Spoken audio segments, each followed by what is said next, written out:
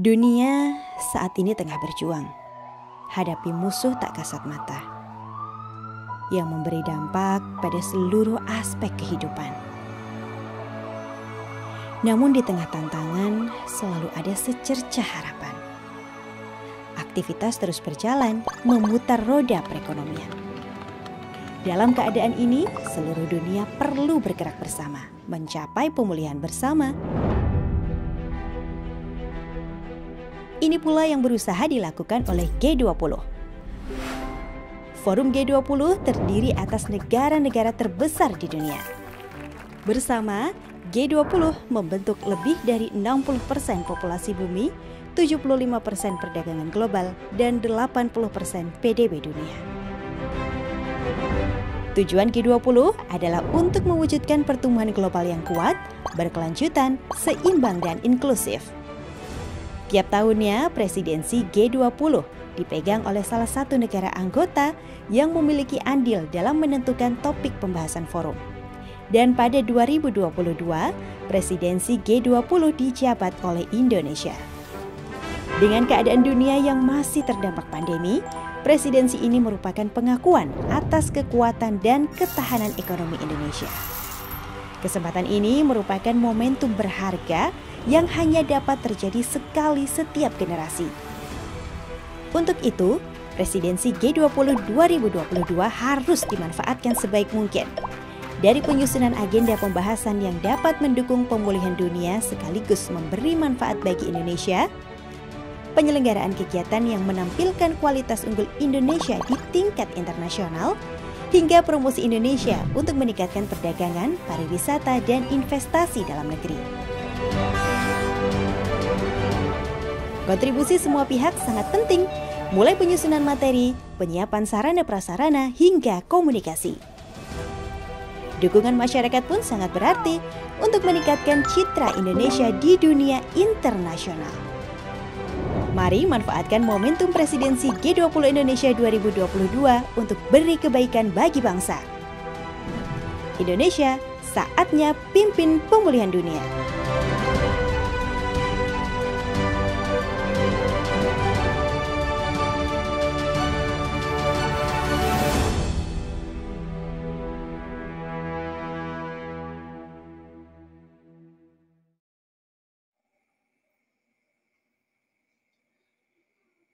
Bismillahirrahmanirrahim. Assalamualaikum warahmatullahi wabarakatuh. Alhamdulillahirrabbilalamin. Wabihi nasta'inu ala umuri dunia wa din. Wassalatu wassalamu ala sayyidina Muhammadin wa ala alihi wa sahbihi ajma'in. Amma ba'du. Rabbi shrah li sadri wa yassir li amri wa hlul 'uqdatam min lisani yafqahu qawli. Allahumma shalli ala sayyidina Muhammadin wa anzilhu al-maq'ad al-muqarrab 'indaka yaumil qiyamah. Oke, salam sejahtera untuk kita semua. Kembali di channel saya, ahlan wa sahlan and come back my channel. Insyaallah channel yang akan memberikan manfaat, channel yang menyajikan berita-berita politik, sejarah, dan keagamaan umat beragama. Baik, saya akan mengawali membacakan berita ini dengan Bismillahirrahmanirrahim. Oke, bersama saya Andi Rasul atau yang dikenal dengan Bang Andi Jonggol. Tentunya saya akan membacakan berita dari media-media ternama, baik media lokal maupun media internasional, supaya penyajian berita tidak asal nyeplos ya, tidak asal ngomong dari mulut. Saya hanya membacakan berita dari media massa agar tidak kena sanksi dari personal atau interpersonal. Maklum, kita tetap harus waspada di zaman sekarang ini. Tentunya masih terus banyak yang memanfaatkan orang-orang yang tidak senang terhadap kita untuk mempolisikan, gitu ya, untuk mempolisikan apabila kinerja kebijakan-kebijakan pemerintah kita tidak sesuai dengan kita, atau kita komentari sampai akhirnya mengganggu otak. Oke, saya akan membacakan berita ataupun membacakan sebuah artikel tentang sejarah G20 atau Group of 20. Nah, di sini ada berita ataupun artikel dari CNN Indonesia ya. Saya mau bacakan sejarah G20, tujuannya dan perannya. Oke, Jakarta, CNN Indonesia didapuk sebagai tuan rumah. Nah, tahun sekarang Indonesia jadi tuan rumah ya untuk pertemuan tingkat tinggi, yaitu yang disebut G20 2022. Melalui serah terima dalam konferensi tingkat tinggi atau dalam kurung KTT Roma, Italia pada Oktober 2021 lalu. Indonesia menerima tongkat tersebut dari Italia sekaligus menjadi negara Asia kelima yang menjadi tuan rumah KTT G20 setelah Jepang, Cina, Korea Selatan, dan Arab Saudi. Pemerintah menyambut baik tanggung jawab pemerintah G20 ataupun G20 tersebut di tengah pemulihan ekonomi akibat pandemi COVID-19. Mengangkat tema Recover Together, Recover Strong. Indonesia ingin mengajak seluruh dunia bahu-membahu saling mendukung untuk pulih bersama serta tumbuh lebih kuat dan berkelanjutan. Lantas bagaimana sejarah lahirnya G20 atau G20 serta tujuan pembentukan forum kerjasama multilateral tersebut?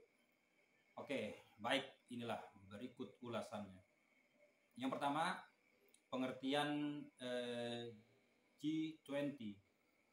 G20 atau Group of 20 merupakan forum kerjasama multilateral yang terdiri atas 19 negara utama dan 1 Uni Eropa. Jadi 20 semuanya ya.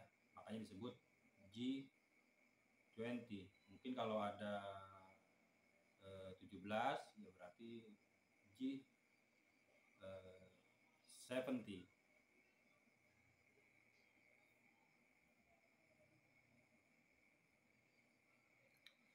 Melansir dari bi.go.id, G20 merepresentasikan lebih dari 60% populasi bumi, 70% perdagangan global, dan 80% produk domestik bruto atau dalam kurung PDB dunia. Anggota G20 terdiri atas negara Afrika Selatan, Amerika Serikat, Arab Saudi, Argentina, Australia, Brazil, Cina, India, Indonesia, Inggris, Italia, Jepang, Jerman, Kanada, Meksiko, Korea Selatan, Rusia, Prancis, Turki, dan Uni Eropa. Sejarah. Nah, sekarang kita lanjut ke sejarah G20. Sejarah pembentukan G20 tidak terlepas dari kekecewaan komunitas internasional terhadap kegagalan G7 dalam mencapai solusi permasalahan krisis ekonomi tahun 1998. Mengutip situs servag20indonesia.econ.go.id. Saat itu kelompok G7 yang terdiri atas Kanada, Prancis, Jerman, Italia, Jepang, Inggris, dan Amerika Serikat dinilai gagal. Gitu ya.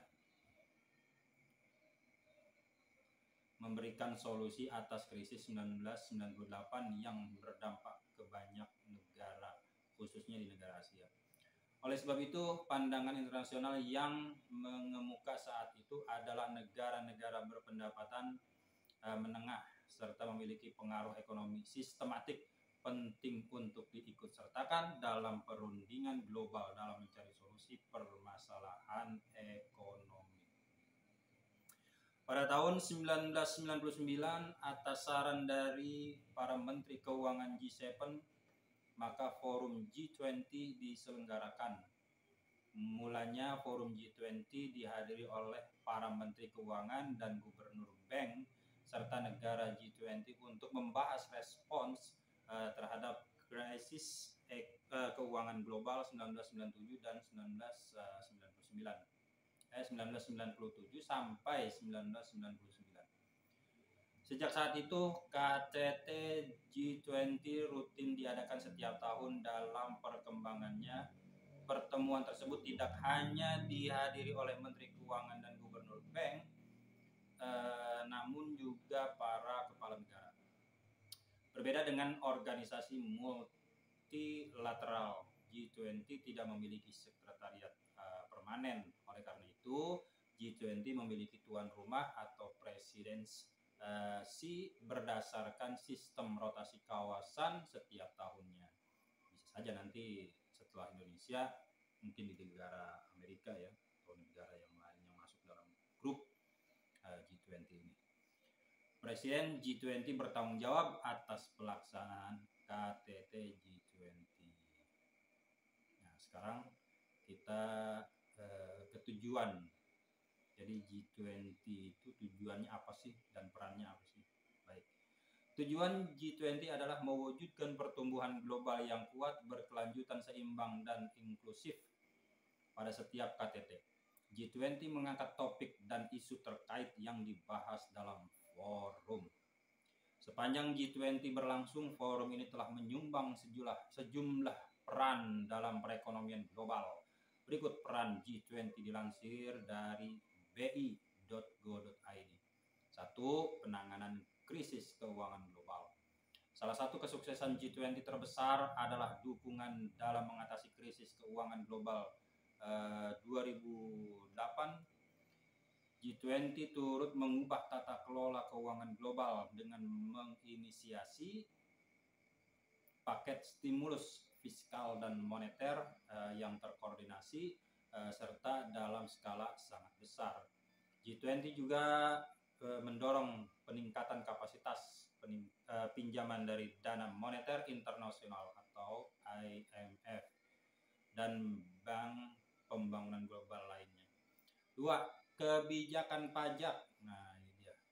G20 telah memacu organisasi untuk kerjasama ekonomi dan pembangunan terkait pertukaran informasi terkait pajak pada 2012.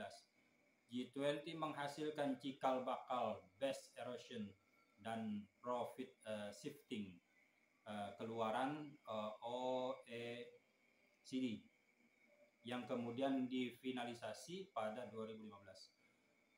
Melalui BIPS saat ini 139 negara dan yurisdiksi bekerja sama untuk mengakhiri penghindaran pajak.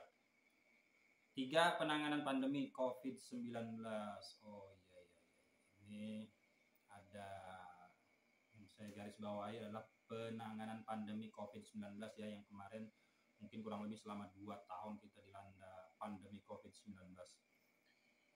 Kita berharap baik ya, setelah berlalunya COVID-19 tidak ada lagi COVID yang lain. Amin. Inisiatif G20 dalam penanganan pandemi mencakup penangguhan pembayaran utang luar negeri dengan berpenghasilan rendah.